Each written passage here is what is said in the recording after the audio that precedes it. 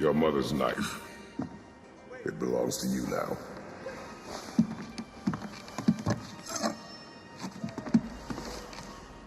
What for? A test. She taught you to hunt, yes? Yes, sir. Then show me what you know. I am hungry. Feed us. Well, it's finally happened. The slow demise of E3 has reached its inevitable end. What was once the be-all, end-all of the games industry, an event that everyone and everything the medium touched flocked to, had clearly been on its last legs these last few years, and after a few floundering failed attempts to revitalize itself, it has, sadly, drawn its last breath.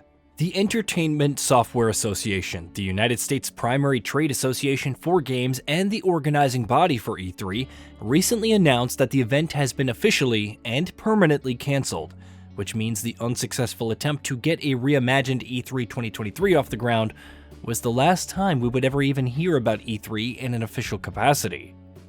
In many ways, for anyone who's been paying even the slightest bit of attention these last few years, an obituary for E3 has felt unavoidable. But though it's easy to understand why the event has fallen by the wayside and why the necessity for its existence has diminished so drastically in such a short amount of time, at the same time, it's also hard not to look back at the 20-something years where E3 was an unshakable and ever-present pillar of the games industry, and feel at least a little bit of sadness about how it's wasted away. Even when it made its debut back in 1995, it was clear to everyone that E3 had instantly become the biggest event of the gaming industry.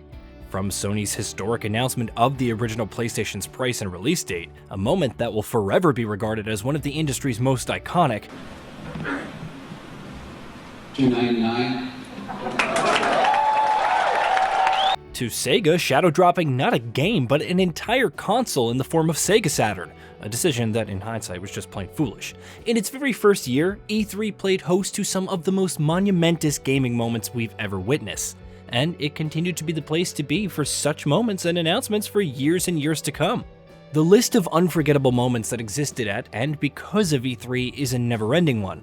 From Keanu Reeves on stage with Cyberpunk 2077, to Peter Moore announcing Grand Theft Auto 4 for Xbox 360 with a tattoo on his arm, from spectacularly planned surprises like the reveals of God of War and Resident Evil 7 to reveals for entire consoles and handhelds over the years, from excellent showings of games that we'll always remember, like Metal Gear Solid 2 Sons of Liberty and Fallout 4, to disastrous showings that will also stick out in memory. Reggie Fils-Aimé announcing himself onto the industry, Super Smash Bros. Brawl stealing the show with its Solid Snake reveal, Kevin Butler's speech shining as the highlight in an otherwise dull Sony press conference, Microsoft tanking itself with the shockingly poor Xbox One reveal, Konami's famously disastrous 2010 presser, Sony taking shots at Microsoft with its instructional video on used game sharing, Killzone 2's controversial gameplay reveal, Microsoft announcing a string of studio acquisitions. Honestly, we could go on and on and on about all the E3 moments over the years that have been etched into stone by this point. Make no mistake about it, when E3 was on during that week, it was the one and only thing the entire games industry was looking at. And when it wasn't, it still constantly loomed large in the background, always as something that demanded your attention through the sheer weight of its presence and the shadow it cast over everything even slightly related to games. Months and months in advance of the annual showcases, speculation and rumors and questions would kick into overdrive. What new games would be announced? What gameplay showcases would stand out? What new hardware and console reveals could we look forward to?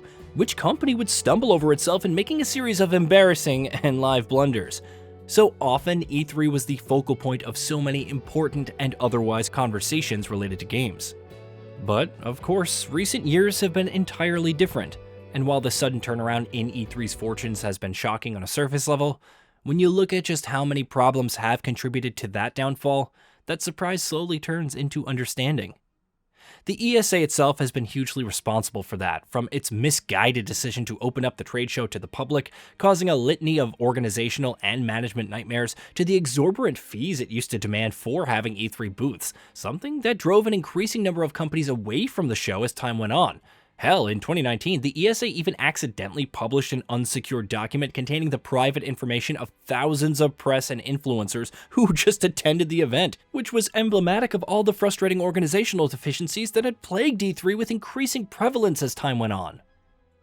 Really, 2018 was the last time we got an actual proper E3, where all the major companies were in attendance at an actual live trade event.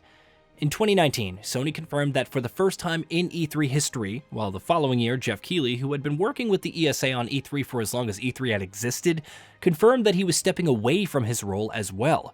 He would go on to create, produce, and host Summer Games Fest, which, in conjunction with his annual Gamescom Opening Night Live and the Game Awards events, has also had a significant role to play in rendering E3 redundant.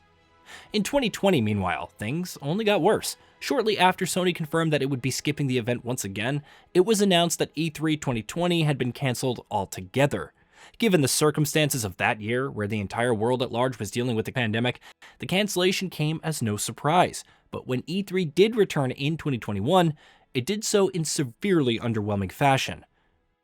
The continued impact of the pandemic meant that E3 2021 had to return as a digital-only event, and it quickly became clear to everyone that, for the most part, the companies who were attending didn't actually have much to show. Or if they did, they didn't see E3 2021 as a suitable stage to show those things. And from then on, it was further downhill still. E3 2022 never really got off the ground, and when it was cancelled, it came as no surprise to the majority of people. The following year, however, was supposed to be a revitalization of the event, with the ESA bringing back E3 as a physical in-person event, but that never really came to anything. By that time, E3 stock had already plummeted so low that when E3 2023 was also officially cancelled, the majority of us had seen it coming a mile off. It didn't help E3's case in the slightest that the industry hadn't really felt its absence in any tangible material way.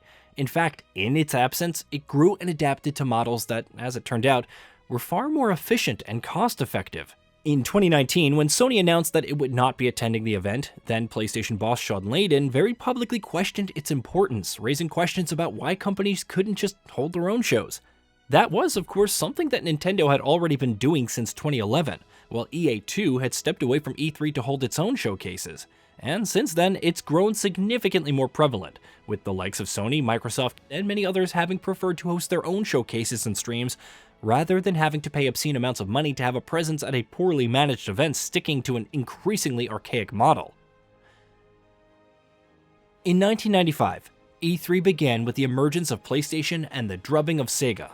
And over the last few years, it has ended with a drubbing of its own. For over 2 decades, the event was the face of the industry, for better or for worse, so its demise came as sad news to all concerned. Sadly, however, looking at how things have gone in the last few years, it hasn't exactly been a surprise. Thanks, and have a great Easter.